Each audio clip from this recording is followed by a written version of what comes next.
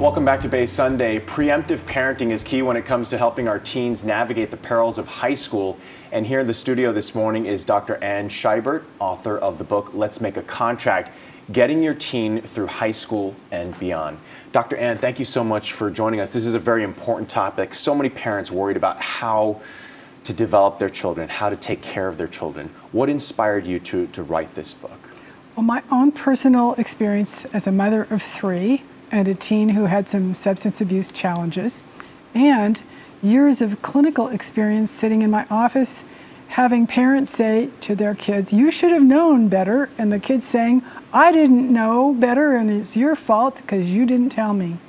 So I was inspired to write this because kids need to know ahead of time what potential situations could arise for them, what the expectations are, and what the consequences are for not following the parents' guidelines. The kids have to know, and also the parents have to know, and that's your emphasis. Yes, because the parents have to think this out. Parents are a life support system for their kids, and when we think of life support, we really think of going to the hospital and having a hospital apparatus, but they're a support for life. So they have to be ahead of their kids and not allow their kids to be so influenced by peers. The peers' brains aren't developed enough, just like their own kids, to make wise decisions. There's no foundation for wise decision making. So you're a psychologist, so you've had plenty of exchanges, you've worked with parents, you've worked with troubled teenagers. Talk about some of those exchanges that you've had, and what are you seeing these days from middle schoolers, high schoolers? What are some of the problems that parents are facing as well as kids? Well, number one that I get involved with is drugs. Everybody thinks marijuana is not harmful. But I've done plenty of research on this, and I've treated plenty of kids for addiction. I also work in an emergency department, and I've seen young children, teens, and young adults come in psychotic from using marijuana. And how do I know it's just marijuana? Because we do blood tests. But getting ahead of that, like what's going to happen?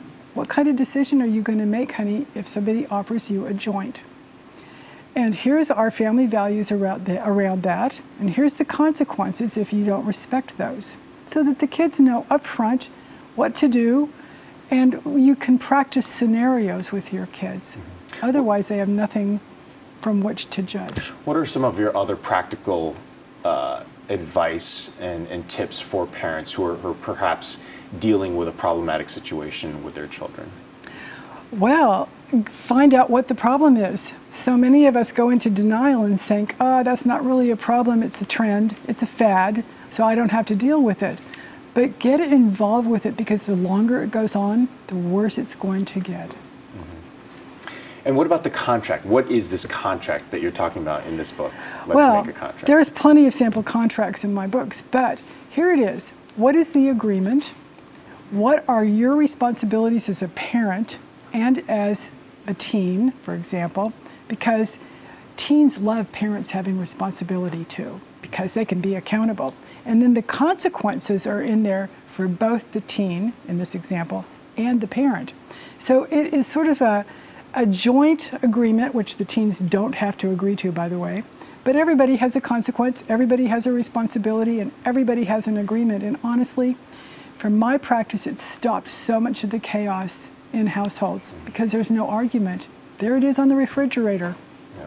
Now we have the internet, we have all kinds of problems that arise from it, including bullying, kids dealing with that at school, online. How has parenting changed in the last decade or so?